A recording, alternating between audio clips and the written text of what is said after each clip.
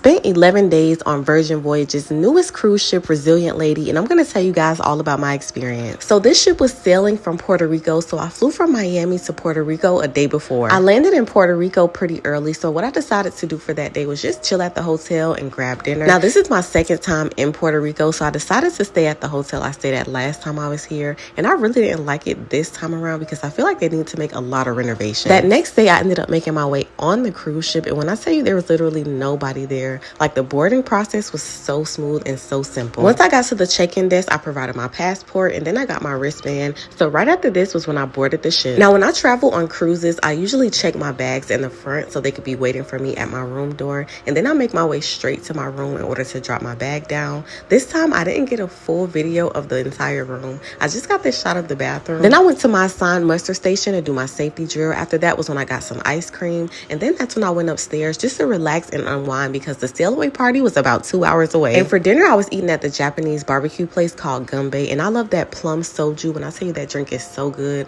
but this is one of my favorite restaurants on the ship.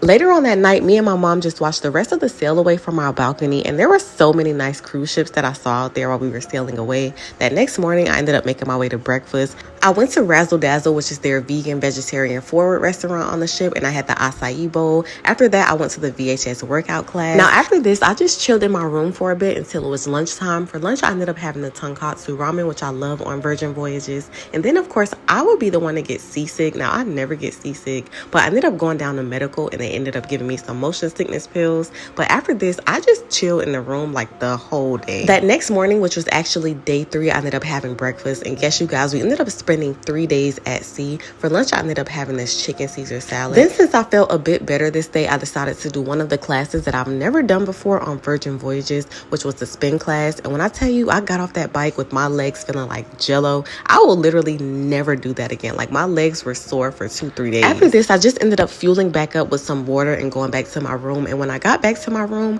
I saw that Virgin left me this bottle of champagne for my birthday. I have worked with them in the past, so it was so nice to see that they left that little gift for me. Later on that night, I went to Razzle Dazzle for dinner, and I got the vegetarian pasta. We also got some other dishes that we wanted to try and share as well, but this was day 1 through 3. Stay tuned for part 2.